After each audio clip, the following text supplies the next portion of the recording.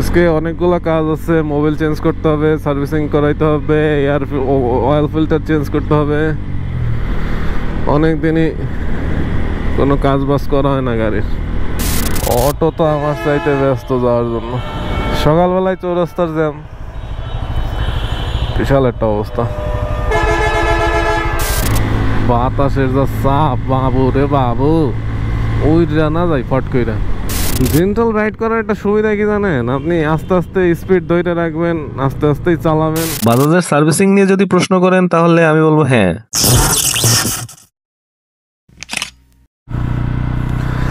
So hello there guys, this is Shoykot. Welcome to my YouTube channel Talking by Car with a new motovlogging video. আশা করতেছি মহান সৃষ্টিকর্তার কৃপায় আপনারা সকলেই ভালো আছেন। আজকে সকালবেলা একটা মর্নিং রাইডে বেরোইছি। আজকে যাচ্ছি একটু ঢাকায়। বাইকের প্রতি ভালোবাসা থেকেই ঢাকায় যাওয়া, কেননা প্রতিবারই আমি বাইকের সার্ভিসিংটা করাই ঢাকা থেকে। আজকে আমার বাইকের লাস্ট ফ্রি সার্ভিসিং, মানে ফোর্থ সার্ভিসিং, যেটা আপনাদের দয়ায় গাড়ি 3100 কিলোমিটার রান করছে ভালোভাবে। টুকটাক সমস্যা ছিল, সেটা ওভারকাম করে নিছি।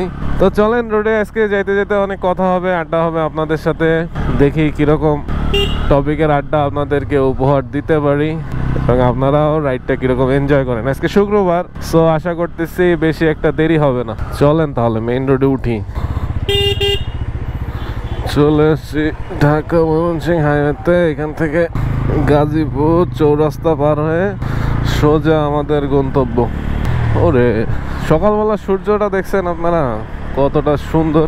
চলেন কথা না বাড়ায় একটু রোড টাইনে যাই। আজকে অনেকগুলো কাজ আছে, মোবাইল চেঞ্জ করতে হবে, সার্ভিসিং করাইতে হবে, এয়ার অয়েল ফিল্টার চেঞ্জ করতে হবে। অনেক দিনই কোনো কাজ বাজ করা হয় না গাড়ির।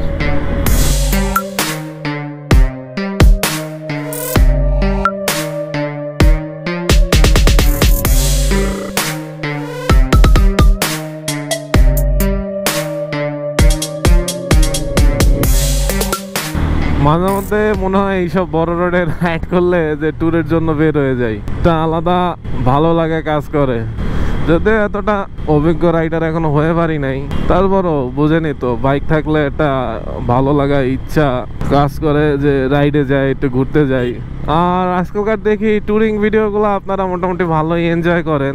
দ্যাটস ওয়াই ট্যুরে যাইতে পারলে খুব ভালো হইতো। ব্যস্ত, সবাই ব্যস্ত, তাড়াতাড়ি যেতে হবে। আমরা স্লো স্লো যাবো, এত ব্যস্ততার মধ্যে কোনো কাজ নাই। গাজীপুর শহরটার যে অবস্থা হয়েছে, মানে তো চৌরাস্তার মধ্যে ময়লা ময়লা আর ময়লা। তবে চৌরাস্তার এই ফ্লাইওভারগুলো হওয়ার পর খুবই ভালো হয়েছে, জ্যামটা ওরকম বাঁধে না। তারপর এই বাসগুলো পাশে যাত্রী নেয়, এই করে।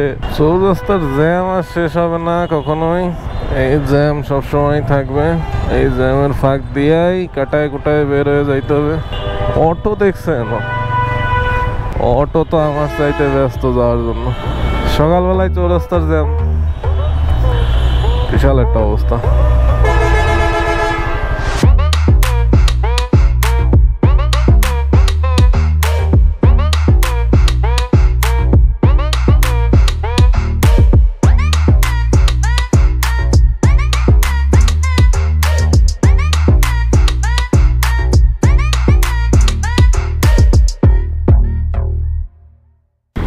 আজকে শুক্রবার আছে, আশা করি বেশি একটা ঝামেলা হবে না।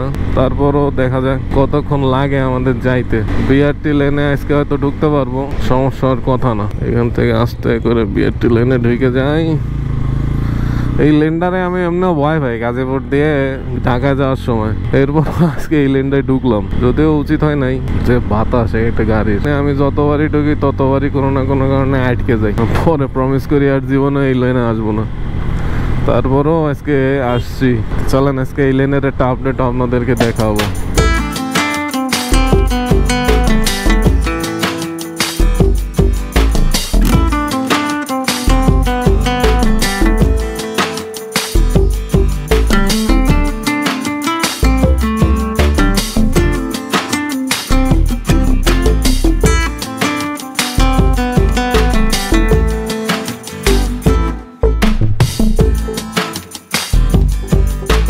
গাড়ি কি সুন্দর মাটি কামড়ায় থাকে রে হাই স্পিডে।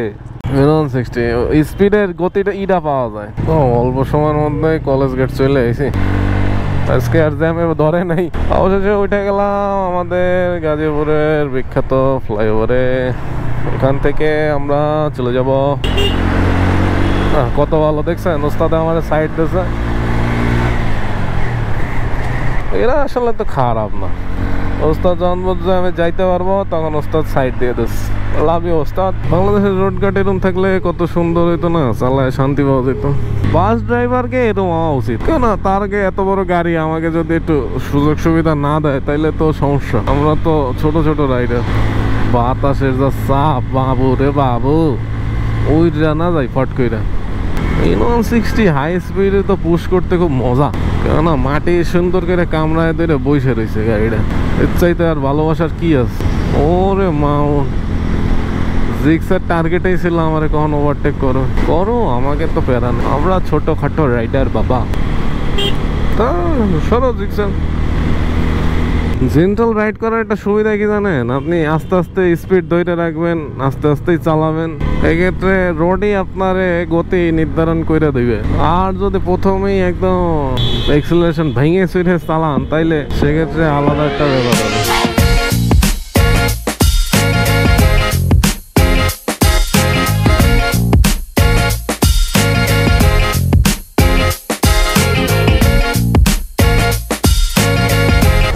সেই জ্যাম পড়াই লাগলো।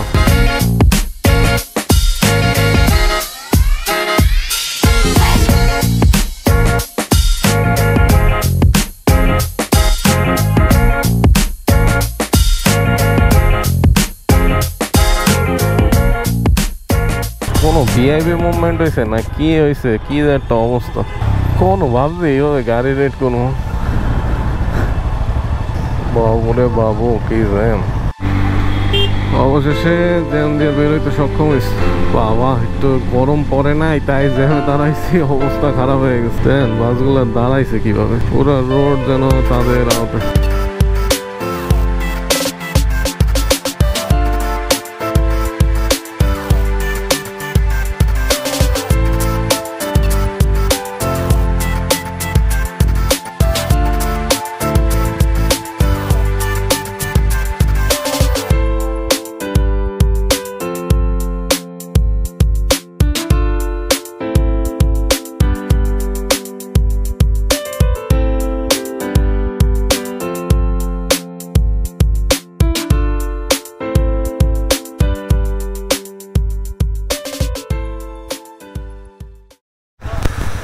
তো সার্ভিসিং শেষ করছি, কি কি করছি তা আপনারা একটু ভয়েস ওভারে দেখে নেন।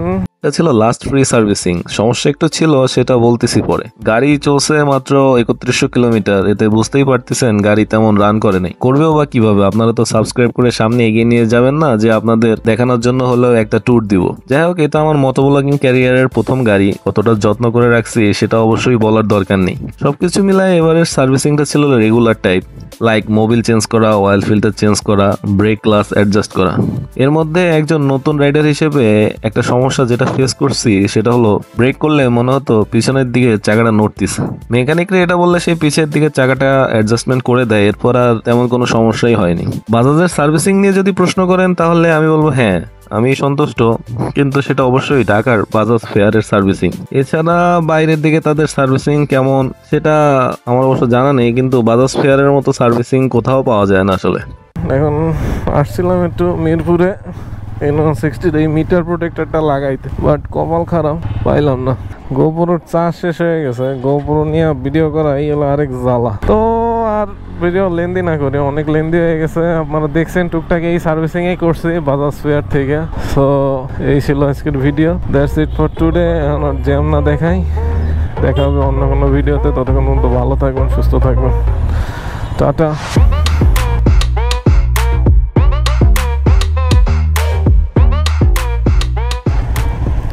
বাবা সিনজেমালা দেহ পট লাগায় চালাইতেছে, এত অবস্থা রে বাবা। আর এদিকে আমি রোদে বয়ে দিছি।